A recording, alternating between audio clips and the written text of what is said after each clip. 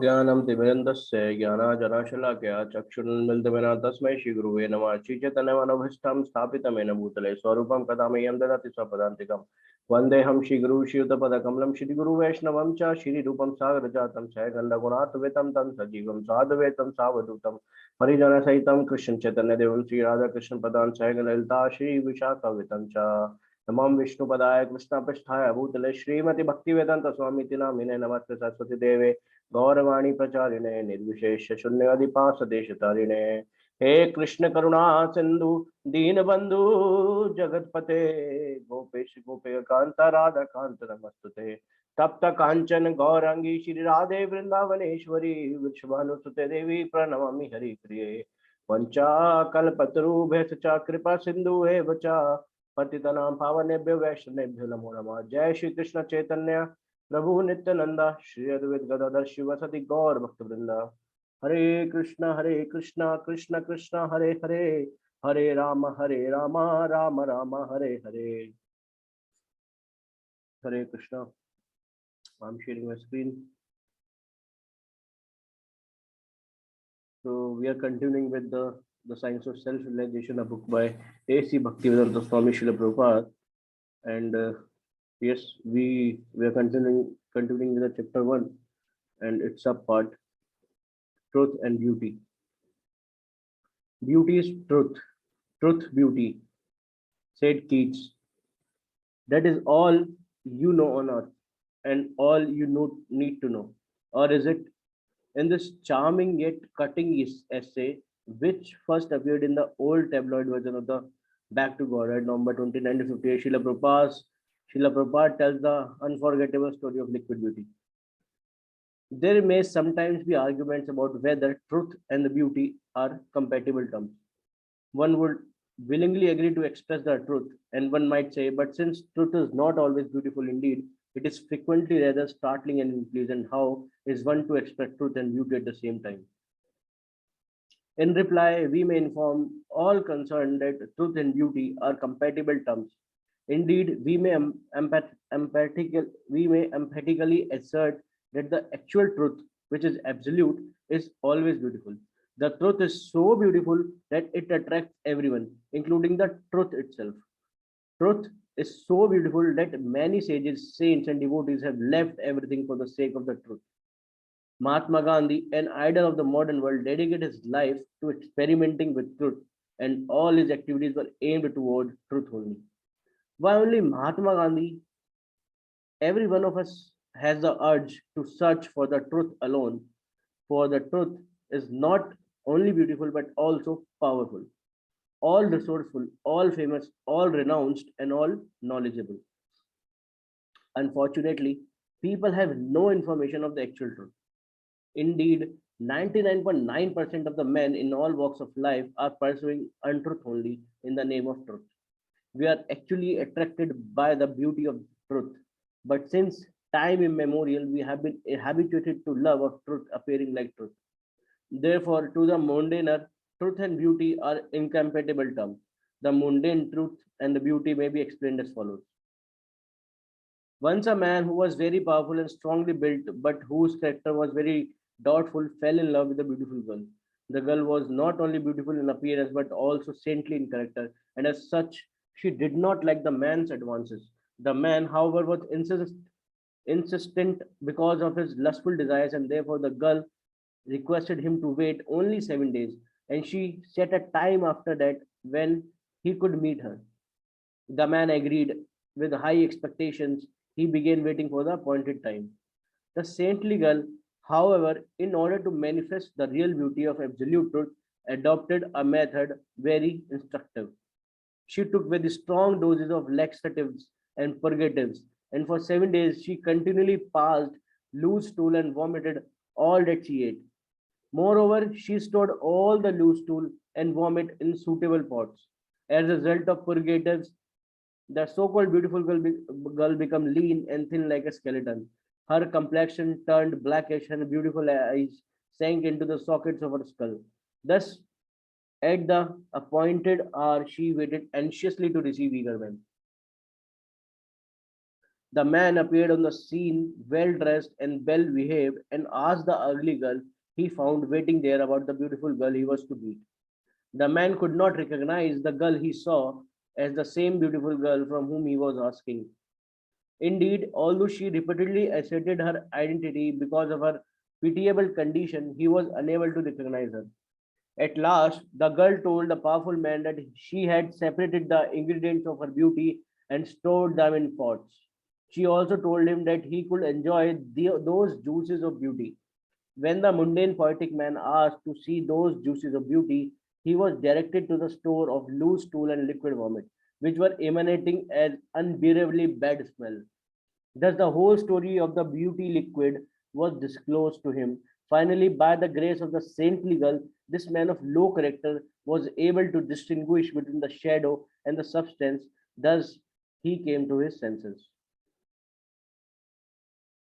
This man's position was similar to the position of every one of us who is attracted by the false material beauty. The girl mentioned above had a beautifully developed material body in accordance with the desires of her mind. But in fact, she was apart from the temporary mental body and mind.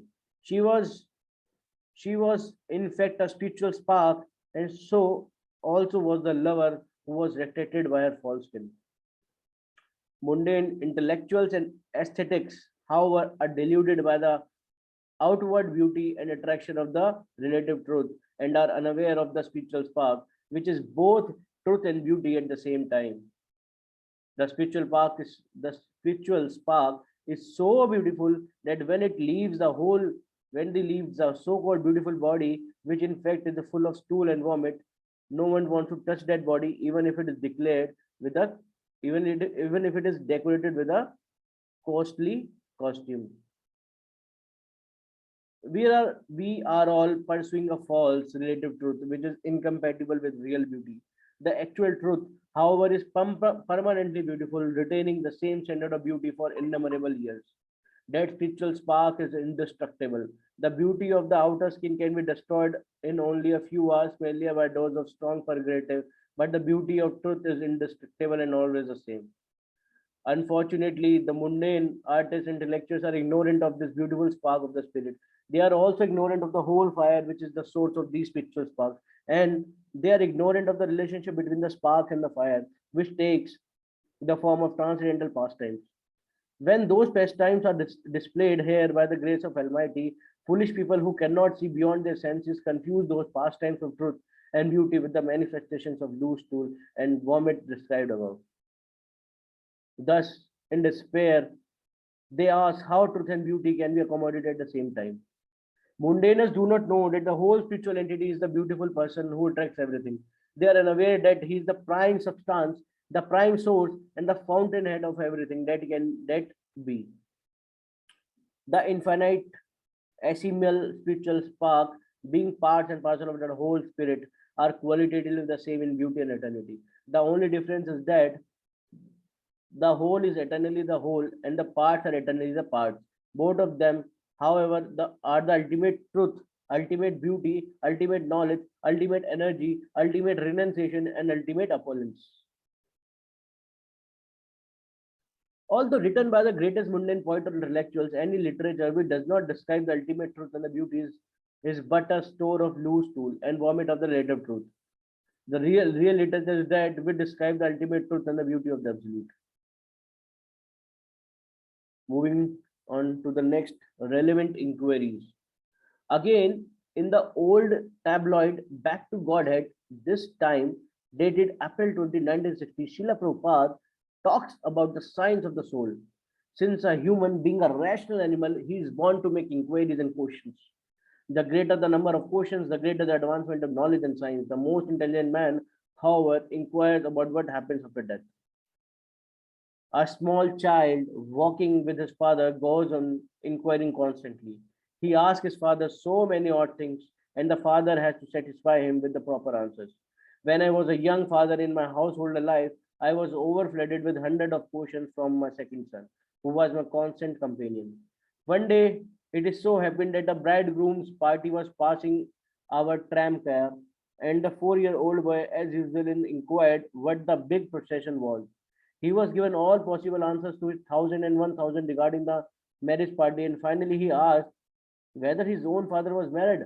The question gave rise to loud laughter from all elderly gentlemen present, although the boy was perplexed as to why we were laughing. Anyway, the boy was somehow satisfied by his married father. The lesson from this incident is that since a human being is a rational animal, he is born to make inquiries. The greater the number of questions, the greater the advancement of knowledge and science. The whole of material civilization is based on this originally large volume of questions put by young men to their elders. When elderly person give the proper answers to the questions of the youngster, civilization makes progress and one step after another. The most intelligent man, however, inquiries about the what happens after death. The less intelligent make lesser inquiries, but the question of those who are more intelligent go higher and still higher.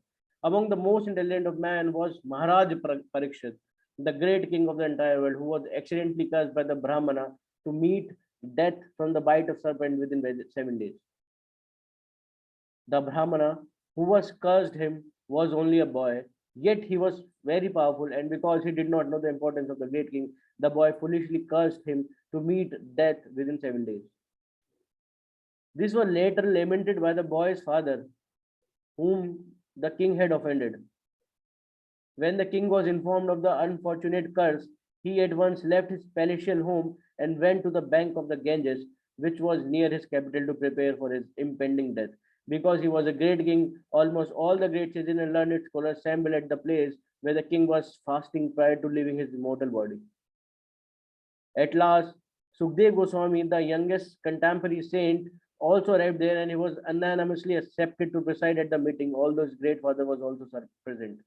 The king respectfully offered Sukdev Goswami the principal seat of the esteem and asked him relevant questions regarding his passing from the mortal world, which was to take place on the seventh day thenceforward. The great king, as a worthy descendant of the Pandavas, who were all great devotees, placed the following relevant inquiries before the great sage Sukdeva. My dear sir, you are the greatest of the great transcendentalists, and therefore I submissively beg to ask you about my duties at this moment. I am just on the verge of my death. Therefore, what should I do at this crucial hour? Please tell me, my lord, what should I hear? What should I worship? Or whom should I remember now? A great sage like you does not stay at home of a householder more than necessary, and therefore it is my good fortune that you have kindly come here at the time of death. Please, therefore, give me your directions at this critical hour. The great sage, having thus been pleasingly requested by the king, answered his question authoritatively, for the sage was a great transcendental scholar and was also equipped with godly qualities, since he was the worthy son of Badrayan or Vyasdev, the original compiler of the Vedic literature. Sukadeva Goswami said, my dear king, your inquiry is very much relevant, and it is also beneficial for all people of all time. Such inquiries, which are the highest of all, are relevant because they are confirmed by the teachings of Vedanta Darshan, the conclusion of the Vedic knowledge, and the Atmavit Samataha, in other words, liberated souls who have full knowledge of the spiritual identity, put forward such relevant inquiries in order to elucidate further information about the transcendence. The Srimad Bhagavatam is natural commentary upon the great Vedanta or Sariraka Sutras, which were compiled by Srila Vyasdev. The Vedanta Sutras are the topmost Vedic literature, and they contain the nucleus of basic inquiries about the transcendental subject of spiritual knowledge. Yet, although Srila Vyasdev compiled this great treatise, his mind was not satisfied. Then he was happy to meet Srila Narad, his spiritual master, who advised him to describe the identity of the personality of Godhead. Upon receiving this advice, Vyasdev meditated on the principle of Bhakti Yoga, which showed him distinctly what is the absolute and what is the relativity of Maya. Having achieved perfect realization of these facts, he compiled the great narration of Srimad Bhagavatam, or the beautiful Bhagavatam, which begins with the actual historical facts concerning the life of Maharaj Parikshit. The Vedanta Sutra begins with the key inquiry about the transcendence. Athatho Brahma Jigyasa, one should now inquire about the Brahman or the transcendence. As long as man is in full vigor of life, he forgets the naked truth of death, which he has to meet. Thus a foolish man makes no relevant inquiry about the real problems of life. Everyone thinks that he will never die, although he sees evidence of death before his eyes at every second. Here is the distinction between animalism and humanity. An animal like a god has no sense of impending death. Although its brother god is being slaughtered, the god being allured by the green grass offered to it will stand peacefully waiting to be slaughtered next. On the other hand, if human being sees his fellow man being killed by an enemy, he either fights to save his brother or leaves, if possible, to save his own life. That is the difference between a man and a god. An intelligent man knows that the death is born along with his own birth. He knows that he is dying at every second and that the factual final touch will be given as soon as his term of life is finished. He therefore prepares himself for the next life or for liberation from the disease of repeated birth and death. A foolish man, however, does not know that this human form of life is obtained after a series of births and deaths imposed in the past by the laws of nature. He does not know that a living entity is an eternal being who has no birth and death. Birth, death, old age, and disease are external impositions on a living entity and are due to his contact with material nature and his forgetfulness of his eternal godly nature and qualitative oneness with the absolute whole. Human life provides the opportunity to know this eternal fact of truth. Thus, the very beginning of Vedanta Sutra advises that because we have this valuable form of human life, it is our duty now to inquire what is Brahman and absolute truth. A man who is not intelligent enough does not inquire about this transcendental life. Instead, he inquires about many irrelevant matters which do not concern his external existence. From the very beginning of this life, he inquires from his mother, father, teachers, professor, books, and so many other resources, but he does not have the right type of information about his real life. As mentioned before, Parikshit Maharaj was given a warning notice that he would meet death within 7 days, and he at once left his place to prepare himself for the next stage. The king had at least 7 days at his disposal in which to prepare for death. But as far as we are concerned, although at least we know that our death is sure, we have no information of the date fixed for the occurrence. I do not know whether I'm going to meet death at the next moment. Even such a great man as Mahatma Gandhi could not calculate that he was going to meet with the death in the next 5 minutes, nor could his great associates guess his impending death. Nonetheless, all such gentlemen present themselves as great leader of the people.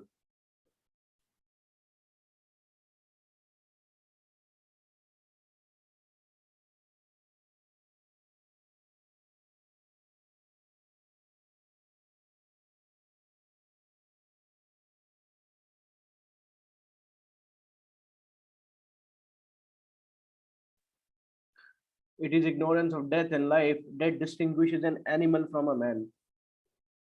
A man is the real sense of the term, inquires about himself and what he is, where from he has come into his life, and where is he going after death.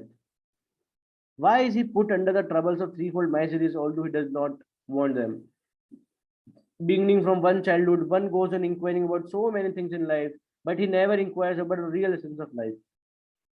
This is animalism.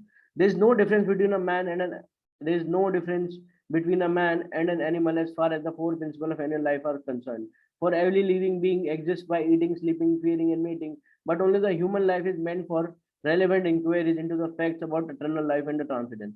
Human life is therefore meant for research into eternal life, and the Vedanta Sutra advises one to conduct this research now or never. If one fails to inquire now into these relevant matters about life, one is sure to go back again to animal kingdom by the laws of nature. Therefore, even if a foolish man appears advanced in material science, that is in eating, sleeping, fearing, mating, and so on, he cannot get free from the cruel hands of the death by the law of nature. Thus, the law of nature works under three modes: goodness, passion, and ignorance. Those who live under the conditions of goodness are promoted to the higher spiritual status of life, and those who live under the condition of passion remain stationed in the same place in the material world where they are now.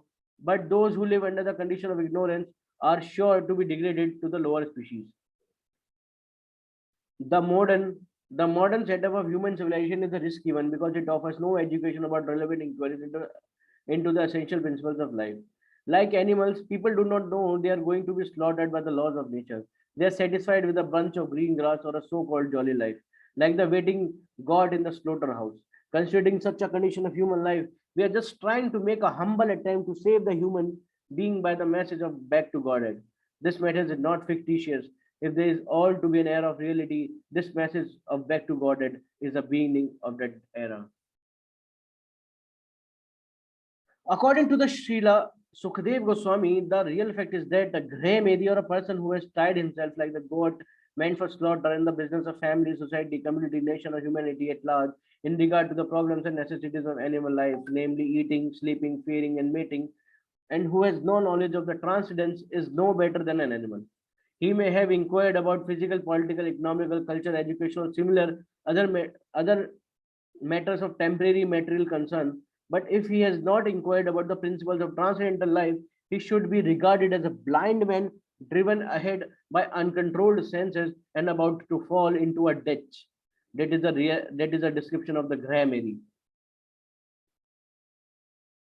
The opposite of the Graham is, however, the Grasta. The Grasta ashram or the shelter of the spiritual family life is as good as the life of sannyasa, a member of the renounced order. Regardless of whether one is householder or renunciant, the important point is that or relevant inquiries. A sannyasi is bogus if it's not interested in relevant inquiries, and a grasta or a householder is a bona fide if he is inclined to put forward such inquiries. The Graham however, is simply interested in the animal necessities of life. By the laws of nature, the Graham life is full of calamities, where the life of the Grasta is full of happiness. But in modern human civilization, the Graham are posing as the Grastas. We should therefore know who is that. A Graham life is full of vices, but he does not know how to live a family life.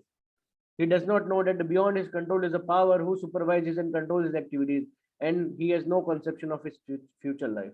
The Graham is blind to his future and has no aptitude for making relevant inquiries. His only qualification is that he is bound by the shackles of the attachment to the false thing he has contracted in his temporary existence.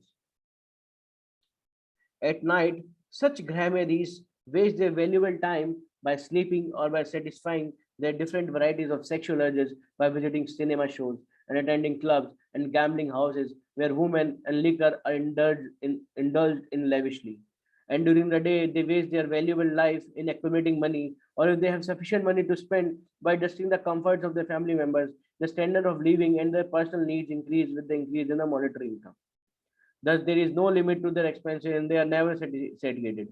Consequently, there is unlimited competition in the field of economic development, and therefore there is no peace in the society of human world. Everyone is perplexed by the same question about earning and spending, but ultimately one must depend on the mercy of Mother Nature. When there is a scarcity in production or there is disturbances caused by providence, the poor plan-making politician blames it on cruel nature, but carefully avoids studying how and why by whom the laws of nature are controlled. The Bhagavad Gita, however, explains that the laws of nature are controlled by the absolute personality of Godhead. God alone is the controller of nature and nature laws. Ambitious materialists sometimes examine a fragment of the law of nature, but they never care to know the maker of these laws. Most of them do not believe in the existence of an absolute person or God who controls the laws of nature. Rather, they simply concern themselves with the principles by which different elements interact, but they make no reference to the ultimate direction which makes such interaction possible. They have no relevant questions or answers in this regard. The second of the Vedanta Sutra, however, answers the essential question about Brahman by asserting that the Supreme Brahman, the Supreme Transcendent, is he from whom everything is generated. Ultimately, he is the Supreme Person. Not only is the foolish Grahamedi ignorant of the temporary nature of particular type of body he has obtained, but he is also blind to the actual nature of what is happening before him in the daily affairs of life.